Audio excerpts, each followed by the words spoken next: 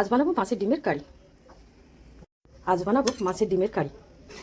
সবসময় তো আমরা এমনি ডিমের কারি করি, তো আজ মাছের ডিমের কারি। তো চলুন দেখে নিই মাছের ডিমের কারি করি।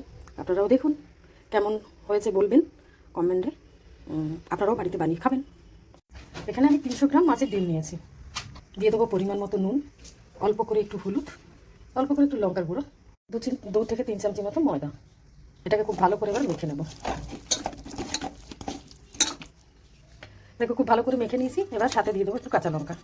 এবার এই চামচি করে মেখে নেবো। আর ওদিকে গ্যাসটা ধরিয়ে দেবো। কড়াইতে আমি অল্প তেল দিয়ে দিয়েছি, গ্যাসটা কমিয়ে নেবো। এবার চামচি করে করে ডিমগুলো ভেজে নেবো। এইভাবে সবকটা ভেজে নেবো লাল লাল করে।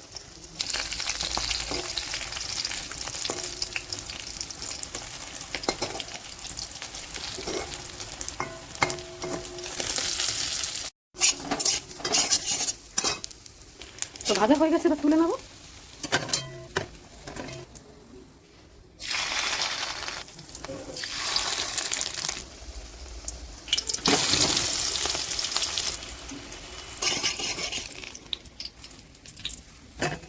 আমার সব ভাজা হয়ে গেছে লাল লাল করে। এবার আমি এটার কারি বানাবো। তেল দিয়ে দেবো একটু বেশি করে, কারণ ডিমের ভীষণ তেল টানে। আমি 2টো শুকনো লঙ্কা ফোড়ন দিয়ে দিয়েছি। আর এদিকে কারির আলু কেটে রেখেছি। এবার দিয়ে দেবো। এবার দেবো একটু নুন, কারণ হচ্ছে তাড়াতাড়ি যাতে সেদ্ধ হয়ে যায় ভাজার সাথে সাথে, সেই কারণে। আলু তো ভাজা হয়ে গেছে, এবার আমি পেঁয়াজ বাটা দেবো।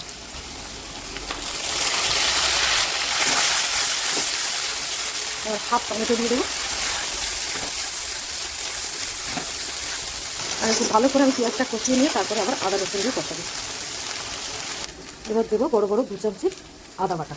ওই পেঁয়াজটা আমার কষানো হয়ে গেছে। দেবো লঙ্কার গুঁড়ো, যে যেরকম ঝাল খায় সেরকম দেবো। হলুদ গুঁড়ো হাফ চামচি। এবার খুব ভালো করে আবার কষিয়ে নেবো।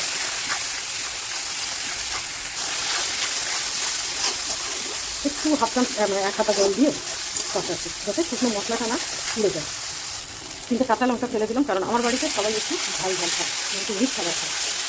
এবার আমার ডিমটা দিয়ে দেবো, কারণ আমার মশলাটা খুব ভালো করে কষানো হয়ে গেছে। এবার মাছের ডিমটা দিয়েও খুব ভালো করে কষিয়ে নেবো। এটা 3-4 মিনিট কষিয়ে নিয়ে জল ঢেলে দেবো।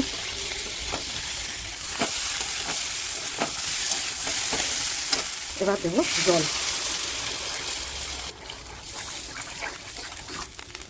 এবার হতে দেবো, তার কারণ আলুটাও সেদ্ধ হবে, ডিমের ভেতরেও সব মশলা ঢুকবে, সেই কারণে।